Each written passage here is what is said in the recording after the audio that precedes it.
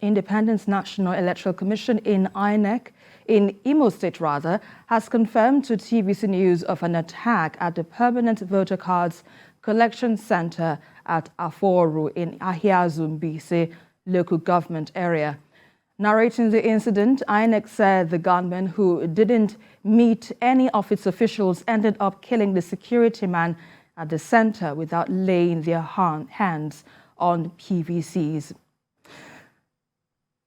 And for more on this, I'm being joined by former U.S. Marine Captain Bish Johnson. Good to have you on the news at 10 tonight. So, yes, a few weeks ago, we understand INEC Chairman Mahmoud Yakubu said that continuous attacks on the INEC facilities of the Commission may render it unprepared for this year's elections. What do you make of the recent developments going on in Imo State right now? Well, what is happening in Imo State is quite unfortunate. Imo State used to pride itself as one of the most peaceful states in this country until recently, when we began to have security issues all over the state. Now, I don't know what to make of what is recently happening in Imo State, because we were able to celebrate the holidays very peacefully. There were very few incidences in Imo State during the holidays.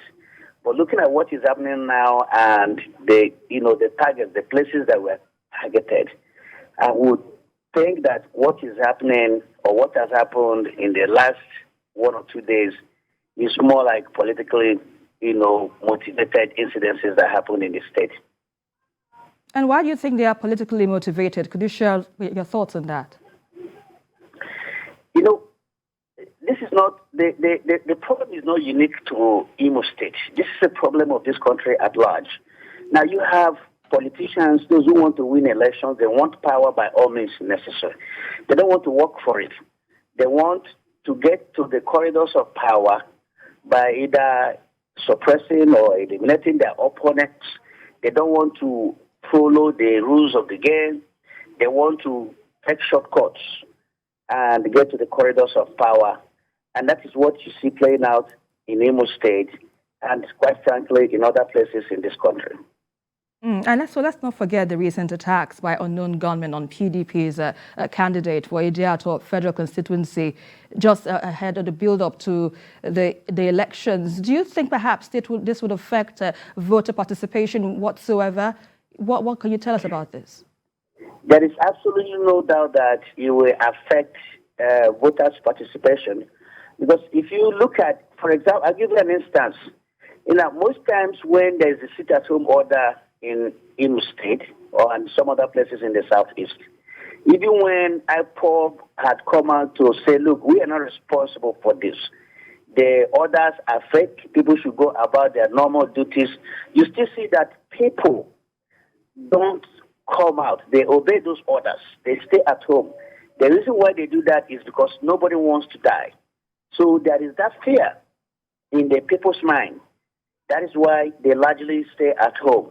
So if we continue to have the level of insecurity in the state as what we've just witnessed in the last 1 or 2 days, there is absolutely no doubt that people will rather stay at home than come out on election day so that they don't put their lives and that of their family members at risk. So that is one of the bad aspects of what is happening in the state right now. And how do you think the government at the federal and state level can handle the situation so it doesn't escalate further than it is already right now? There is no other way to get to the bottom of what is happening in the state than to actually find out who are behind what is happening in the state. So this is going to take a painstaking investigation to find out the people that are behind the insecurity that we have in the state. It can't be business as usual, whereby you just cast a net and pick up 1 or 2 people and you say that these are the people responsible. There has to be a thorough, painstaking investigation to make sure that those who are really, really behind the insecurity in the state are unraveled, apprehended, and prosecuted. And the sooner we do it, the better for the state and the better for the country. All right, former U.S. Marine Captain Bish Johnson, would like to thank you very much for your thoughts on the news at 10 tonight.